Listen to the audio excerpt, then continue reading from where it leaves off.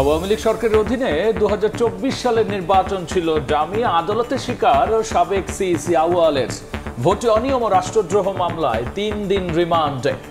সে স্বীকার করেছে যে ওই নির্বাচনটা ডামি নির্বাচন ছিল। এই নির্বাচনের দায় সে সরকারের উপরে চাপিয়ে দেওয়ার চেষ্টা করেছে। ইসি স্বাধীনভাবে কাজ করতে পারলেই বন্ধ হবে স্বৈরাচারী তৈরির পথ, বললেন বিএনপি নেতা সালাউদ্দিন। যদি সত্যিকার স্বাধীন নির্বাচন কমিশন নির্বাচন পরিচালনা করতে পারে, এখানে কিন্তু স্বৈরাচারের উৎপত্তিটা বন্ধ হয়ে যায়। দেখছিলেন প্রধান শিরোনাম। সন্ধ্যার সময় সঙ্গে আছি আমি গোলাম রাব্বি এবং আমি আলিশা ইসলাম। এবার অন্যান্য শীর্ষ সংবাদ। তদন্ত শেষ, মিলেছে 30 জনের সম্পৃক্ততা। মতামত না নেয়ায় রোকেয়া বিশ্ববিদ্যালয়ের সহযোদ্ধাদের বিক্ষোভ। নিজেদের বিরুদ্ধে ঘুষ চাওয়ার অভিযোগ তদন্তে দুদক। প্রতারক চক্রের ফাঁদে পড়েছেন এনসিপি নেত্রী, দাবি মহাপরিচালকের। বললেন প্রকৃত ঘটনা উন্মোচিত হলে ভুল ভাঙবে হাসনাতের। ত্রিপক্ষীয় বৈঠক করলেও কাউকে কোণঠাসা করতে চায় না বাংলাদেশ। চীন পাকিস্তানের সঙ্গে হচ্ছে না জোট, জানালেন উপদেষ্টা। ভারতের সঙ্গে সম্পর্ক পুনর্বিন্যাসের চেষ্টা। বিতর্কিত নির্বাচনের দায় এড়াতে পারে না গণমাধ্যম, গোয়েন্দা বাহিনী দিয়ে চাপে রাখার অভিযোগ। স্বাধীনতা নিশ্চিতে সাংবাদিকদের ঐক্যবদ্ধ হওয়ার তাগিদ আইন উপদেষ্টা। অনেক সহজ কোশ্চেন হইছে, পরীক্ষা আলহামদুলিল্লাহ খুব ভালো হয়েছে। বন্ধুকের গলি মিস যাবে, আমার A+ মিস যাবে না। এইচএসসি পরীক্ষায় বসলো 12.5 লাখ শিক্ষার্থী। করোনা ও ডেঙ্গু সংক্রমণ ঠেকাতে বিশেষ তৎপরতা। প্রবেশপত্র না পাওয়ায় জামালপুরে অংশ নিতে পারেনি 17 জন।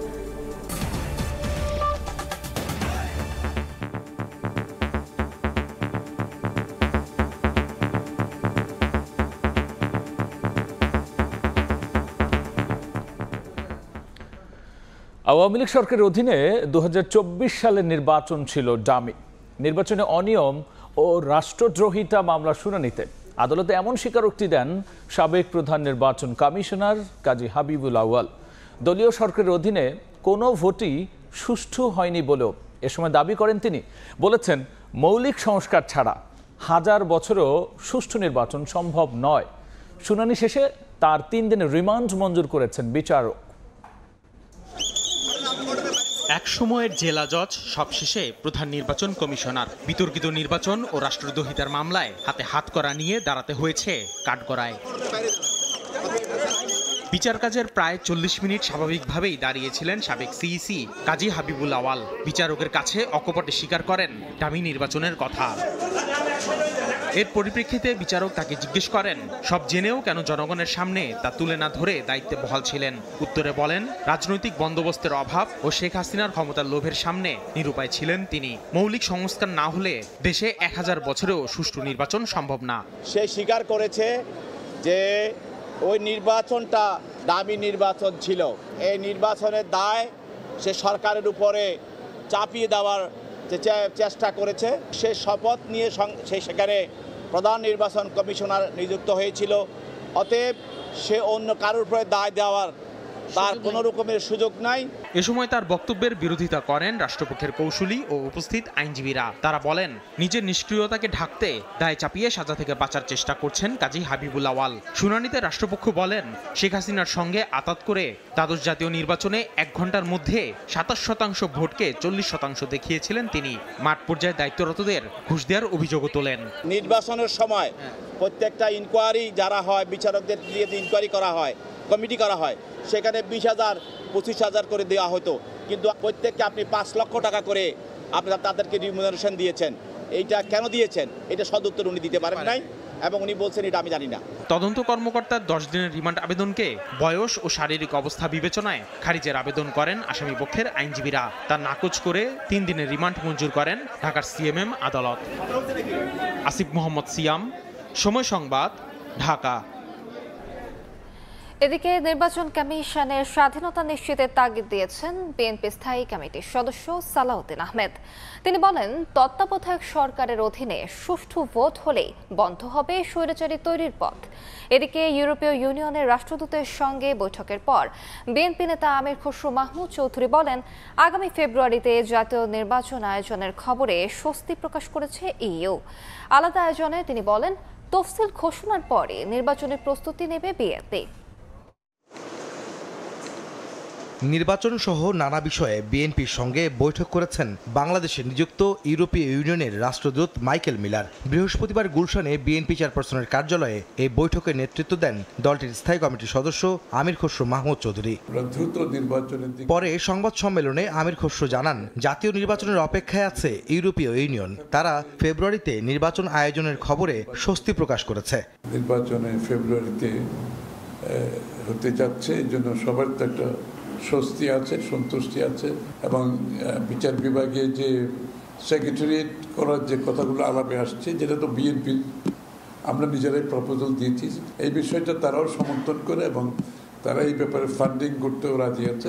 এদিন বিকেলে একই স্থানে গণ অধিকার পরিষদের সঙ্গে বিএনপির লিয়াজো কমিটির বৈঠক হয়। পরে গণমাধ্যমে আমির খসরু জানান, তফসিল ঘোষণার পরেই নির্বাচনের প্রস্তুতি নেবেন তারা।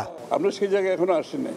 যখনই নির্বাচনী কার্যক্রম তফসিল ঘোষণা হবে, এই আলোচনাগুলো, এই বিষয়গুলো উঠে আসবে এবং সকলের সাথে আলাপ আলোচনা করা হবে। এদিকে জাতীয় প্রেস ক্লাবে নাগরিক ঐক্যের প্রতিষ্ঠাবার্ষিকীর আলোচনায় বিএনপির স্থায়ী কমিটির আরেক সদস্য সালাউদ্দিন আহমদ বলেন, সুষ্ঠু ও নিরপেক্ষ নির্বাচনের জন্য সংবিধানে তত্ত্বাবধায়ক সরকার ব্যবস্থা থাকতে হবে। নির্বাচনকালীন সময়ে কেয়ারটেকার সরকার ব্যবস্থা বহাল থাকতে হবে। কেয়ারটেকার সরকার ব্যবস্থার মধ্য দিয়ে যদি সত্যিকার স্বাধীন নির্বাচন কমিশন নির্বাচন পরিচালনা করতে পারে, এখানেই কিন্তু স্বৈরাচারের উৎপত্তিটা বন্ধ হয়ে যায়। আমরা বলেছি 10 বছরের বেশি কোনো ব্যক্তি বাংলাদেশে প্রধানমন্ত্রীত্বের আসনে বসতে পারবেন না। এখানেই স্বৈরাচারকে রুখে দেওয়া হলো, এখানেই ফ্যাসিবাদের উৎপত্তি বন্ধ করে দেওয়া হলো।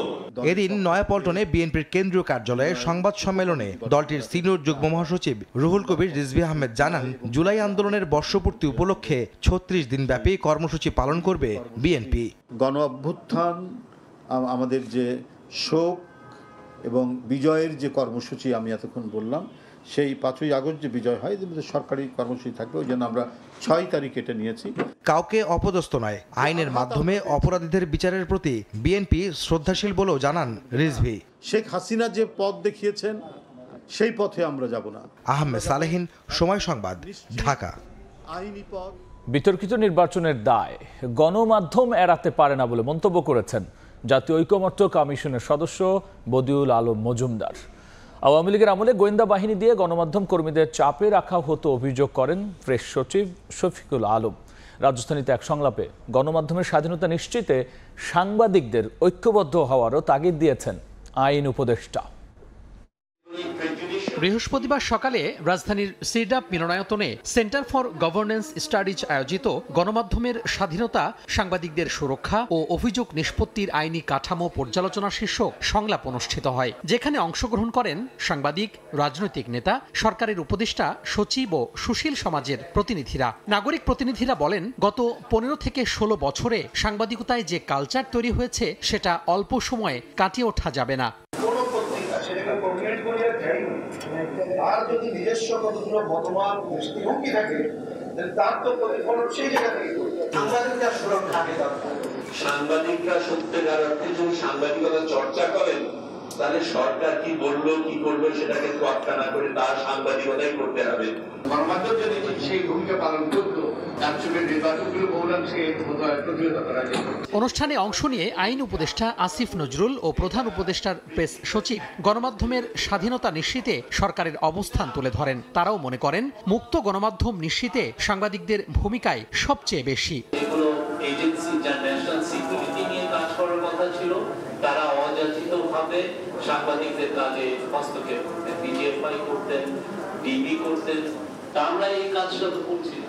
আমরা সত্যি সত্যি ফ্রিডম অফ প্রেসে বিশ্বাস করি এবং সেটা ফলো করার চেষ্টা করি। এ সময় সাংবাদিকদের বিরুদ্ধে মিথ্যা হত্যা মামলার বিষয়েও কথা বলেন আসিফ নজরুল। এই দেশে সমস্ত শ্রেণীর মানুষের বিরুদ্ধে মিথ্যা মামলা হচ্ছে, সেই তুলনায় সাংবাদিকদের বিরুদ্ধে মামলা হয়েছে, সেটা পার্সপেক্টিভ দেখলে খুব অস্বাভাবিক না, অনাকাঙ্ক্ষিত। বিভিন্ন অভিযোগে 266 জন সাংবাদিকের বিরুদ্ধে মামলা হয়েছে জানিয়ে আইন উপদেষ্টা বলেন, গ্রেফতার করা হয়েছে 15 জনকে। তোহা খান তামিম, সময় সংবাদ, ঢাকা। নির্বাচনের প্রস্তুতি চলছে পুরোদমে। সেপ্টেম্বরের মধ্যে নির্বাচনী সামগ্রী কেনাকাটা সম্পন্ন হবে বলে জানিয়েছেন ইসি সচিব আক্তার আহমেদ। সচিব আরও বলেন, ভোটার তালিকায় কারা কখন যুক্ত হবেন তা নির্বাচন কমিশন যৌক্তিক বিবেচনায় নির্ধারণ করবেন। এমন বিধান রেখে ভোটার তালিকা আইন সংশোধন করতে পাঠানো হয়েছে আইন মন্ত্রণালয়ে। আইন সংশোধন হলে ভোটের সময় চূড়ান্তের পর ঠিক করা হবে কবে থেকে কারা ভোটার তালিকায় অন্তর্ভুক্ত হতে পারবেন। ৭৬টি আসনের সীমানা পুনর্নির্ধারণ চেয়ে আবেদন এসেছে জানিয়ে সচিব বলেন, বিষয়টি পর্যালোচনা করা হচ্ছে। রাজনৈতিক দল হিসেবে নিবন্ধনের জন্য ১৪৪টি আবেদনের প্রাথমিক পর্যালোচনার কাজ চলছে বলেও জানান তিনি। ভোটার তালিকাতে কোন পর্যন্ত সময়সীমা নিয়ে ভোটার করা হবে, যেখানে আমরা বলছি যৌক্তিক বিবেচনায় যে সময়টা পর্যন্ত মনে করবেন যে ভোটার তালিকায় অন্তর্ভুক্ত করা যায়, সেই যৌক্তিক বিবেচনাটা কমিশন সবাই সিদ্ধান্ত নিয়ে সেই তারিখটাকে করবেন। বিদ্যমান আইনের একটা পরিবর্তনের জন্য আমরা একটা প্রস্তাব করেছি এবং এ সংক্রান্ত একটা সংশোধনী প্রস্তাব আমরা আইন মন্ত্রণালয়ে পাঠিয়েছি। সেপ্টেম্বরের ভিতরে আমরা আমাদের প্রকিউরমেন্টের কাজটা করব, এই বছরের সেপ্টেম্বরের মধ্যে। জুলাই অভ্যুত্থানের প্রথম শহীদ আবু সাঈদ হত্যা মামলার তদন্ত শেষ হয়েছে। প্রতিবেদন হাতে পেয়েছে প্রসিকিউশন। হত্যায় তৎকালীন রংপুর মেট্রোপলিটন পুলিশের কমিশনার সহ ৩০ জনের সম্পৃক্ততা মিলেছে। প্রসিকিউশন জানায়, নিরস্ত্র আবু সাঈদকে হত্যার উদ্দেশ্যেই গুলি করা হয়। রোববার এই মামলায় আনুষ্ঠানিক অভিযোগ দাখিল করা হবে। জানুয়ারি শহীদ আবু সাঈদের পরিবারের বিরুদ্ধে আন্তর্জাতিক অপরাধ ট্রাইব্যুনালে অভিযোগ দাখিল করা হয়। তদন্ত শেষে গত মঙ্গলবার প্রসিকিউশনে প্রতিবেদন দাখিল করে তদন্ত সংস্থা। জুলাই গণঅভ্যুত্থানের প্রথম শহীদ আবু সাঈদ হত্যা মামলায় ৩০ জনের সম্পৃক্ততা পাওয়া গেছে। অভিযুক্ত করা হয়েছে বেগম রোকেয়া বিশ্ববিদ্যালয়ের তৎকালীন উপাচার্য, রংপুর মেট্রোপলিটন পুলিশের সাবেক কমিশনার মনিরুজ্জামানকেও। এর মধ্যে কারাগারে আছেন পুলিশের সাবেক এএসআই আমির হোসেন, কনস্টেবল সুজন চন্দ্র রায়, সাবেক প্রক্টর শরীফুল ইসলাম এবং ছাত্রলীগ নেতা ইমরান চৌধুরী। তদন্ত প্রতিবেদন অনুযায়ী ৩০ জনের বিরুদ্ধে ওনারা প্রতিবেদন দাখিল করেছেন এবং প্রয়োজনীয় ডকুমেন্ট, সিসিটিভি ফুটেজ, তারপরে লাইভ সম্প্রচার হয়েছিল সম্ভবত এনটিভিতে, সেটা সংগ্রহ করেছেন এবং আলামত সংগ্রহ করে সামগ্রিক দিক বিবেচনা করে এই রিপোর্টটা তৈরি করেছেন। তদন্ত প্রতিবেদনে স্পষ্ট বলা হয়েছে, নিরস্ত্র আবু সাঈদকে হত্যার উদ্দেশ্যেই গুলি করা হয়। রোববার দাখিল করা হবে আনুষ্ঠানিক অভিযোগ। সাক্ষ্য প্রমাণে সেই নির্মমতার চিত্র উঠে আসবে আদালতের কাঠগড়ায়। বুক চিতিয়ে দাঁড়িয়েছিল, সে কাউকে আক্রমণ করেনি এবং কারা গুলি করেছে সেটাও আপনারা দেখেছেন, কোথা থেকে গুলি হয়েছে সেটাও দেখেছেন এবং যারা গুলি করেছে তারা আসামি। 2 জন তাকে গুলি করেছে সরাসরি, তাদের কথা বলা হয়েছে। আর আদেশদাতাকে এটা আমরা আগে বলেছি আপনাদের। আবু সাঈদ বেগম রোকেয়া বিশ্ববিদ্যালয়ের ইংরেজি বিভাগের 12তম ব্যাচের শিক্ষার্থী ছিলেন কোটা সংস্কার আন্দোলনের অন্যতম সংগঠক। 16 জুলাই শহীদ আবু সাঈদ দিবস পালনের ঘোষণা দিয়েছে সরকার। আফজাল হোসেন, সময় সংবাদ, ঢাকা। রংপুরে বৈষম্য বিরোধী ছাত্র আন্দোলনে আবু সাঈদ হত্যা মামলার তদন্তে মতামত না নেয় বিক্ষোভ করেছেন বেগম রোকেয়া বিশ্ববিদ্যালয়ের শিক্ষার্থীরা। সকালে প্রশাসনিক ভবনের সামনে জড়ো হন তারা। এ সময় নানা স্লোগান দেন। শিক্ষার্থীরা অভিযোগ করেন, জুলাই অভ্যুত্থানে পুলিশের গুলিতে শহীদ আবু সাঈদ হত্যা মামলার সঠিক তদন্ত হয়নি। তাই সঠিক তদন্ত করে প্রকৃত আসামিদের সর্বোচ্চ শাস্তি নিশ্চিতের দাবি জানান তারা।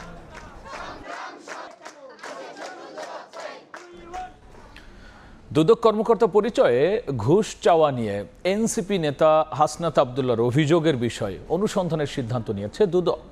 সংবাদ সম্মেলনে একথা জানিয়েছেন দুদক মহাপরিচালক আক্তার হোসেন। তিনি বলেছেন, এনসিপি নেত্রী প্রতারক চক্রের ফাঁদে পড়েছেন। প্রকৃত ঘটনা উন্মোচিত হলে ভুল ভাঙবে হাসনাত আবদুল্লাহর। এদিকে 29তম বিসিএস প্রভাব খাটিয়ে চাকরি পাওয়া 21 জনের বিরুদ্ধেও অনুসন্ধান শুরু করেছে এই সংস্থাটি। স্বাধীন বাংলাদেশে দুদকের চা খাওয়ার বিল 1 লাখ টাকা। সম্প্রতি এনসিপির দক্ষিণ অঞ্চলের মুখ্য সংগঠক হাসনাত আবদুল্লাহর এমন একটি অভিযোগ ঘুরপাক খাচ্ছে সামাজিক মাধ্যমে। সেখানে বলা হয়, এনসিপি নেত্রী ডাক্তার মাহমুদা মিতুর কাছ থেকে দুর্নীতির অভিযোগ থেকে অব্যাহতির জন্য মোবাইলে অর্থ দাবি করেন দুদকের ডিজি পরিচয়ে আক্তার হোসেন। এ বিষয়ে সংবাদ সম্মেলনে মহাপরিচালক জানান, এনসিপি নেত্রী মাহমুদা মিতু প্রতারক চক্রের ফাঁদে পড়েছেন। একই নম্বর থেকে আরও চাঁদা দাবির ঘটনা ঘটেছে বলেও জানান তিনি। বলেন, এ ঘটনায় 4টি জিডি দায়ের করেছেন ভুক্তভোগীরা। এই অভিযোগের অনুসন্ধানে দুদকের কারো সংশ্লিষ্টতা মিললে কঠোর ব্যবস্থা নেওয়া হবে। এই প্রতারক চক্র যখন কথা বলেন, যে প্রক্রিয়া অনুসরণ করে এখানে যিনি ভিকটিম হয়েছেন তাকে যেভাবে কথা বলে, এই প্রক্রিয়াটা একই রকম। এবং আমরা আপনাদেরকে এটাও আশ্বস্ত করতে চাই আপনাদের মাধ্যমে, এই আমাদের যে টিম কাজ করছেন এবং তারা যদি এই প্রক্রিয়ার সাথে যদি দুদকের কোনো পর্যায়ে কোনো কর্মকর্তার কোনো ধরনের সংশ্লিষ্টতা পাওয়া যায়, তাদেরকেও আইন আমলে আনা হবে। এদিকে 29তম বিসিএস এর ফল প্রকাশের 13 মাস পর নন ক্যাডারের সুপারিশপ্রাপ্ত 21 জনকে ক্ষমতার প্রভাব খাটিয়ে ক্যাডার হিসাবে বিভিন্ন দফতরে পদায়ন করা হয়। এমন অভিযোগের ভিত্তিতে অনুসন্ধানের সিদ্ধান্ত নিয়েছে সংস্থাটি। নিয়ম বহির্ভূতভাবে যখন হয়েছে তখন আপনাকে আমরা এই বিষয়ে অনুসন্ধানের সিদ্ধান্ত গ্রহণ করা হয়েছে। সুতরাং অনুসন্ধানে সব বিষয়গুলো উঠে আসবে। এদিন ঋণের নামে প্রায় 50 কোটি টাকা আত্মসাতের অভিযোগে এনআরবি গ্লোবাল ব্যাংকের সাবেক এমডি পিকে হালদার সহ 25 জনের বিরুদ্ধে পৃথক 2টি মামলা করে দুদক। তাসলিম তৌহিদ, সময় সংবাদ, ঢাকা। শুরু হলো চলতি বছরের এইচএসসি ও সমমানের পরীক্ষা। এবার 11টি বোর্ডে অংশ নিচ্ছে 12,51,000 শিক্ষার্থী। পরীক্ষা শেষে প্রশ্নের মান ও পদ্ধতি নিয়ে মিশ্র প্রতিক্রিয়া জানায় শিক্ষার্থীরা। এদিকে প্রশ্ন ফাঁস ঠেকাতে সরকারের কঠোর অবস্থানের কথা জানিয়েছেন শিক্ষা উপদেষ্টা। খানিকটা পরেই বসতে হবে জীবনের দ্বিতীয় পাবলিক পরীক্ষায়, তাই শেষ মুহূর্তে নিজের প্রস্তুতি ছালিয়ে নেয়ার চেষ্টায় শিক্ষার্থীরা। বৃহস্পতিবার সারা দেশের 11টি শিক্ষা বোর্ডের অধীনে 12,51,111 জন পরীক্ষার্থী অংশ নেন এইচএসসি ও সমমানের পরীক্ষায়। এবার সবচেয়ে বেশি পরীক্ষার্থী ঢাকা বোর্ডে। আগে ভাগে পৌঁছে কেন্দ্রের সামনে অপেক্ষা শেষে সকাল 9টায় মাস্ক পরে লাইন ধরে কেন্দ্রে প্রবেশ করেন তারা। প্রথম দিনে বাংলা প্রথম পত্রের পরীক্ষা শেষে প্রশ্নের মান ও পদ্ধতি নিয়ে মিশ্র প্রতিক্রিয়া জানান শিক্ষার্থীরা। এমসিকিউটা একটু হার্ড হয়েছে, কিন্তু প্রশ্নটা লিখিত যেটা সেটা একটু সহজ হয়েছে। প্রশ্ন অনেক সহজ হয়েছে, এমসিকিউটা জানি না, বাট সিকিউ অনেক ভালো হয়েছে, আলহামদুলিল্লাহ অনেক ভালো হয়েছে। আমরা যতটা ভাবছিলাম যে হার্ড হবে, অতটা হার্ড হয় নাই, বেশ ইজি আসছে। প্রিপারেশন ভালো ছিল, সব মিলে আলহামদুলিল্লাহ ভালো হয়েছে। রিটেন পার্টটা অনেক ভালো হয়েছে, সব কমন পড়ছে আলহামদুলিল্লাহ। 11টা প্রশ্নের মধ্যে 10টাই কমন পড়ছে। এমসিকিউটা একটু হার্ড হয়েছিল, বাট আলহামদুলিল্লাহ অনেক ভালো হয়েছে এক্সাম। এদিকে নিষেধাজ্ঞা থাকলেও কেন্দ্রের সামনে ছিল অভিভাবকদের চিরাচরিত জটলা। আর ডেঙ্গুর প্রকোপের মধ্যেই অনেক কেন্দ্রের আশেপাশে আবদ্ধ খাল ও ময়লার ভাগাড় সহ পরিবেশ নিয়ে অসন্তুষ্ট অভিভাবকরা। ডেঙ্গুর পুরা কারখানা, আমি তো ভয়ে আছি যে বাচ্চা ডেঙ্গু হবে কিনা। রাস্তাঘাট সম্পূর্ণ ময়লার গাড়ি দিয়ে ভর্তি, এখানে দুর্গন্ধে বাচ্চারা অসুস্থ হয়ে যাওয়ার সম্ভাবনা বেশি। রাজধানীর ভাসানটেক সরকারি কলেজ কেন্দ্র পরিদর্শন করেন শিক্ষা উপদেষ্টা ডক্টর চৌধুরী রফিকুল আবরার। বলেন, প্রশ্ন ফাঁস সহ সব অপচেষ্টা ঠেকাতে সতর্ক অবস্থানে আছে সরকার। থ্রেট তো সবসময়ই থাকে, দুষ্ট চক্র তো সবসময় তারা চেষ্টা করবে এগুলো করতে, কিন্তু যেভাবে আমরা এসএসসিটা সামলেছি আশা করি এগুলো আমরা সামলাতে পারবো। আগামী 10 আগস্ট শেষ হবে চলতি বছরের এইচএসসি ও সমমানের পরীক্ষা। এইচএসসি পরীক্ষায় কাঙ্ক্ষিত ফলাফলের পাশাপাশি নিজের মেধা ও যোগ্যতা দিয়ে আগামী দিনে সমৃদ্ধ বাংলাদেশ বিনির্মাণে আত্মনিয়োগ করতে চান আজকের এইচএসসি পরীক্ষার্থীরা। শাকির আহমেদ, সময় সংবাদ, ঢাকা। এদিকে প্রবেশপত্র না পাওয়ায় জামালপুরে এইচএসসি পরীক্ষায় অংশ নিতে পারেনি 17 শিক্ষার্থী। এই ঘটনার পর কলেজের সাইনবোর্ড খুলে গেইটে তালা ঝুলিয়ে আত্মগোপনে চলে গেছে কলেজ অধ্যক্ষ সহ সংশ্লিষ্টরা। শিক্ষার্থীরা জানান, পৌর এলাকার প্রশান্তি আইডিয়াল স্কুল অ্যান্ড কলেজের শিক্ষার্থীদের ইসলামপুরের সফরচর কলেজ থেকে রেজিস্ট্রেশন করিয়ে এইচএসসি পরীক্ষা দেওয়ার ব্যবস্থা করা হয়। এবারও 17 শিক্ষার্থীকে ওই কলেজের মাধ্যমে রেজিস্ট্রেশন করানো হয়, কিন্তু পরীক্ষা শুরু হলেও ওই শিক্ষার্থীদের প্রবেশপত্র দিতে পারেনি কলেজ কর্তৃপক্ষ। শিক্ষার্থীরা পরীক্ষা না দিতে পেরে কলেজটির সামনে অবস্থান নেয়। পরে কলেজের সাইনবোর্ড খুলে গেটে তালা ঝুলিয়ে আত্মগোপনে চলে যান কলেজ অধ্যক্ষ সহ সংশ্লিষ্টরা। কেউ বৈঠক করলেও কাউকে কোণঠাসা করতে চায় না বাংলাদেশ। চীন পাকিস্তানের সঙ্গে বাংলাদেশ কোনো জোট গঠন করছে না বলে জানান পররাষ্ট্র উপদেষ্টা তৌহিদ হোসেন। বিকেলে পররাষ্ট্র মন্ত্রণালয়ে এক সংবাদ সম্মেলনে তিনি আরও বলেছেন, ভারতের সঙ্গে সম্পর্ক পুনর্বিন্যাসে কাজ করছে সরকার। ইরানে আটকে পড়া ২৬ বাংলাদেশি করাচি হয়ে ঢাকায় ফিরবেন বলেও এ সময় জানিয়েছেন পররাষ্ট্র উপদেষ্টা। ১৯ জুন চীনের ইউনান প্রদেশের কুনমিং শহরে সচিব পর্যায়ের ত্রিপক্ষীয় বৈঠকের সংবাদ বিজ্ঞপ্তির সঙ্গে এই ছবি প্রকাশ করেছে ইসলামাবাদ। বেইজিং থেকে প্রকাশ করা বিজ্ঞপ্তিতেও একই ছবি। ভৌগোলিক অবস্থান বিবেচনায় এমন ছবি অস্বস্তিতে ফেলতে পারে ভারতকে। দিল্লিকে চাপে ফেলতেই কি ৩ প্রতিবেশীর এই জোট? যদিও তা নাকচ করে দিলেন পররাষ্ট্র উপদেষ্টা তৌহিদ হোসেন। বলেন, কাউকে কোণঠাসা করতে কোনো জোট নয়, পারস্পরিক সহযোগিতা বৃদ্ধিতেই এই বৈঠক। এটা হলো যে আসলে কোনো জোট গঠন করছি না আমরা, মূলত উদ্যোগ চীনের, এবং এটা একেবারে অফিসিয়াল পর্যায়ে, এটা কোনো রাজনৈতিক কোনো পর্যায়ে না। আলাপ আলোচনা কিন্তু পুরোপুরি ছিল কানেক্টিভিটি, তারপরে ব্যবসা বাণিজ্য বৃদ্ধি, এগুলি বিষয় নিয়ে। এখানে কোনো ধরনের কোনো ওই আপনার যে জোট গঠন যেটাকে বলছে সেরকম ধরনের কোনো কিছু এটাতে ছিল না। এটা যদি ভবিষ্যতে কোনো অগ্রগতি, কোনো যদি আরও কিছু হয় তখন আপনার সেটা জানতে পারবেন। চীনের ভাষায় ত্রিপক্ষীয় সহযোগিতা বা পাকিস্তানের ভাষায় ত্রিপক্ষীয় কাঠামো, যাই হোক না কেন বিষয়টি প্রভাব ফেলতে পারে ঢাকা দিল্লির নিরুত্তাপ সম্পর্কে। যদিও ভারতের সঙ্গে সম্পর্ক পুনর্বিন্যাসে কাজ চলছে বলে জানান পররাষ্ট্র উপদেষ্টা। পূর্ববর্তী সরকারের সাথে ভারতের যেরকম ঘনিষ্ঠ সম্পর্ক ছিল, ভারত যেরকম সম্পর্ক প্রতিষ্ঠা করেছিল, আমাদের সাথে বর্তমান সম্পর্ক ঠিক ওই রকম নেই। শীতল আমি বলতে চাই না, আমি বলতেছি যে রিঅ্যাডজাস্টমেন্টের পর্যায়ে আছে। যুক্তরাষ্ট্র সফরে রোহিঙ্গা বিষয়ে নির্ধারিত বৈঠক স্থগিত হলেও ওআইসি সম্মেলনে রোহিঙ্গা প্রত্যাবাসন নিয়ে ইতিবাচক সাড়া মিলেছে বলেও জানিয়েছেন তৌহিদ হোসেন। সবাই সমর্থন ব্যক্ত করেছে, সবাই চায় যে সমস্যার সমাধান হোক। এদিকে ইরানে আটকে পড়া ২৬ বাংলাদেশি করাচি হয়ে ঢাকায় ফিরবেন বলেও জানান পররাষ্ট্র উপদেষ্টা। জুম্মান সাদিক, জ্যাভলিন, সময় সংবাদ, ঢাকা। দেশে ডেঙ্গু আক্রান্ত হয়ে আরও ২ জন মারা গেছেন। স্বাস্থ্য অধিদপ্তরের তথ্য অনুযায়ী গত ২৪ ঘন্টায় হাসপাতালে ভর্তি হয়েছেন ১৯৫ জন। বৃহস্পতিবার অধিদপ্তর থেকে জানানো হয়, বুধবার সকাল ৮টা থেকে বৃহস্পতিবার সকাল ৮টা পর্যন্ত হাসপাতালে ভর্তি রোগীর সংখ্যা সবচেয়ে বেশি বরিশালে ৭৪ জন। এছাড়া ঢাকা মহানগরের হাসপাতালগুলোতে ৬০, ঢাকা বিভাগে ৩০, রাজশাহী বিভাগে ১৮, চট্টগ্রামে ৮, সিলেটে ৩ এবং ময়মনসিংহ বিভাগে ২ জন হাসপাতালে ভর্তি হয়েছেন। এবছর ডেঙ্গুতে আক্রান্ত হয়ে ৩৮ জন মারা গেছেন। আক্রান্ত হয়েছে ৯,০৬৫ জন। বসেছে এনবিআর এর প্রতিনিধি দল। জোট নেতারাও জানিয়েছেন, অর্থ উপদেষ্টা আনুষ্ঠানিকভাবে আলোচনায় বসার আহ্বান জানালে তা ইতিবাচক হিসেবে দেখা হবে। তবে চেয়ারম্যানের অপসারণ দাবিতে অনড় কর্মকর্তারা। আগামীকালের মধ্যে দাবি না মানা হলে শনিবার থেকে আমদানি রফতানি সহ সব কার্যক্রম বন্ধ রাখার পাশাপাশি মার্চ টু এনবিআর কর্মসূচির হুঁশিয়ারি দেন তারা। এনবিআরের যৌক্তিক সংস্কার ও চেয়ারম্যানের অপসারণ দাবিতে দ্বিতীয় দফায় লাগাতার আন্দোলনে কর্মকর্তারা, যে কারণে বৃহস্পতিবার সকালে রাজধানীর আগারগাঁওয়ে রাজস্ব বোর্ডের প্রধান কার্যালয় অবরুদ্ধ করে রাখে আইনশৃঙ্খলা বাহিনী। এদিন কলম বিরতি শেষে সংবাদ সম্মেলনে জোটের নেতারা জানান, অর্থ উপদেষ্টা আনুষ্ঠানিকভাবে আলোচনায় বসার আহ্বান জানালে তা ইতিবাচক হিসেবে নেবে সংগঠনটি। আমরা আলোচনায় যেতে চাই, আলোচনার আহ্বান আসলে আমরা অবশ্যই বিবেচনা করব।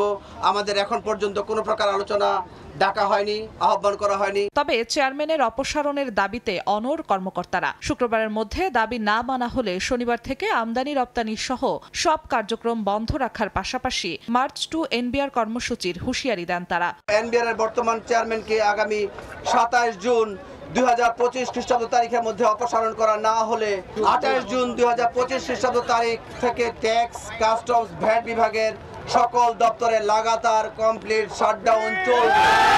আগামী ২৮ জুন ২০২৫ খ্রিস্টাব্দ তারিখ থেকে সারা দেশের ট্যাক্স, কাস্টমস ও ভ্যাট বিভাগের সকল দপ্তর থেকে এনবিআর অভিমুখে মার্চ টু এনবিআর পালিত হবে। এদিকে চলমান অচলাবস্থা নিরসনে অর্থ মন্ত্রণালয়ে এনবিআর এর প্রতিনিধিদের সঙ্গে বৈঠকে বসেছেন অর্থ উপদেষ্টা। জিনাতারা জশোয়া, সময় সংবাদ, ঢাকা। দেখছেন সন্ধ্যার সময়। ইসরায়েলের বিরুদ্ধে যুদ্ধে ইরানের বিজয় হয়েছে বলে দাবি করেছেন দেশটির সর্বোচ্চ ধর্মীয় নেতা আয়াতুল্লাহ আলী খামেনি। 12 দিনের সংঘাতে জয়ের জন্য ইরানি জনগণকে ধন্যবাদ জানান তিনি। এদিকে জাতিসংঘ পরমাণু শক্তি সংস্থার সাথে সম্পর্ক স্থগিতে আনা প্রস্তাব চূড়ান্ত অনুমোদন দিয়েছে ইরানের জাতীয় নিরাপত্তা পরিষদ। 12 দিনের রক্তক্ষয়ী সংঘাত শেষ হয়েছে ইরান ইসরায়েলের মধ্যে। ক্ষয়ক্ষতি আর হতাহত হয়েছে দুপক্ষেরই। ইরানের স্বাস্থ্য মন্ত্রণালয় জানিয়েছে ইসরায়েলি হামলায় 627 জন প্রাণ হারিয়েছেন, আহত প্রায় 5000। দুপক্ষের যুদ্ধবিরতির পর প্রথমবারের মতো জাতির উদ্দেশ্যে ভাষণ দিয়েছেন ইরানের সর্বোচ্চ ধর্মীয় নেতা আয়াতুল্লাহ আলী খামেনি। এ সময় ইসরায়েলের বিরুদ্ধে বিজয় দাবি করে দেশটির বাসিন্দাদের অভিনন্দন জানান তিনি। যদি আগ্রাসন হয় তাহলে শত্রু ও তার রক্ষাকারী উভয়কেই চড়া মূল্য দিতে হবে। এছাড়া আন্তর্জাতিক শক্তি সংস্থা IAEA এর সঙ্গে সম্পর্ক স্থগিতে চূড়ান্ত অনুমোদন দিয়েছে ইরানের জাতীয় নিরাপত্তা পরিষদ। যুক্তরাষ্ট্রের বিমান হামলায় ইরানের পারমাণবিক স্থাপনার ক্ষয়ক্ষতি নিয়ে শুরু হয়েছে নানা আলোচনা। প্রেসিডেন্ট ডোনাল্ড ট্রাম্প দাবি করেছেন মার্কিন বিমান হামলার পর ইসরায়েলি গুপ্তচররা ইরানের ফোর্দো পারমাণবিক স্থাপনায় গিয়েছিল। তারা দেখেছে স্থাপনাটি সম্পূর্ণ ধ্বংস হয়ে গেছে। মার্কিন গোয়েন্দা প্রধান তুলসি গ্যাপার্ড জানিয়েছেন ফোর্দো, নাতানজ ও ইস্পাহান পুরোই ধ্বংস হয়েছে। একই সুরে কথা বলেছেন CIA এর পরিচালক জন র্যাটক্লিফ। তিনি বলেন মার্কিন বাহিনীর হামলা ইরানের পরমাণু স্থাপনা কয়েক বছর পিছিয়ে দিয়েছে। ইরানও স্বীকার করেছে এসব কেন্দ্র ব্যাপকভাবে ক্ষতিগ্রস্ত হয়েছে। এদিকে ইসরায়েলি প্রধানমন্ত্রী বিনিয়ামিন নেতানিয়াহু বলেছেন ইরানে হামলার জন্য যুক্তরাষ্ট্রকে ইসরায়েলের চাপ দেওয়ার অভিযোগ পুরোপুরি ভিত্তিহীন। তিনি দাবি করেন প্রেসিডেন্ট ট্রাম্প নিজেই ইরানি পারমাণবিক স্থাপনায় হামলা চালিয়েছেন। মৌসুমীর সাথী, সময় সংবাদ। বাংলাদেশের টেস্ট স্ট্যাটাস প্রাপ্তির রজত জয়ন্তী উদযাপন করল বিসিবি। শেরে বাংলা ক্রিকেট স্টেডিয়ামের উত্তর প্লাজায় এক বর্ণাঢ্য আয়োজনের মাধ্যমে স্মরণ করা হলো দেশের ক্রিকেট হিরোদের। শুরুতেই রজত জয়ন্তী উদযাপনের কারণ এবং উদ্দেশ্য নিয়ে বক্তব্য দেন বিসিবি প্রেসিডেন্ট আমিনুল ইসলাম বুলবুল। ক্রিকেট বিকেন্দ্রীকরণ সহ 4 বিভাগে মিনি বিসিবি স্থাপনের কথাও জানিয়েছেন তিনি। পরে প্রথম টেস্ট খেলা ক্রিকেটারদের বিশেষ স্মারক ব্লেজার পরিয়ে সম্মান জানান ক্রীড়া উপদেষ্টা আসিফ মাহমুদ সজীব ভুঁইয়া। প্রথম টেস্ট জয়ী দলের কোচ এবং ম্যানেজারও ছিলেন এই তালিকায়, তবে ছিলেন না তৎকালীন বিসিবি প্রেসিডেন্ট কিংবা সাধারণ সম্পাদক। যদিও পরবর্তীতে আরও বড় করে তাদেরকেও সম্মাননা জানানো হবে বলে জানিয়েছেন আমিনুল ইসলাম বুলবুল। শেষে মিরপুর হোম অফ ক্রিকেটের ভেতরে অনার্স বোর্ড স্থাপন করা হয়। বোর্ডে এখনো পর্যন্ত লাল সবুজের হয়ে টেস্ট খেলা ক্রিকেটারদের নাম রয়েছে।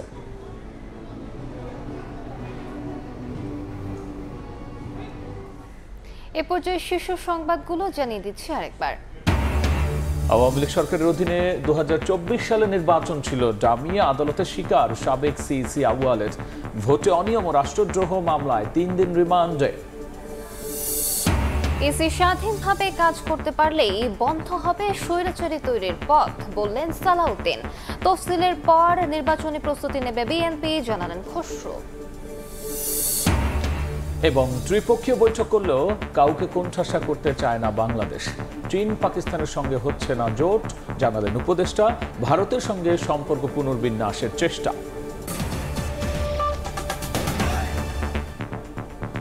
এই ছিল সন্ধ্যার সময়, সঙ্গেই থাকুন সময়।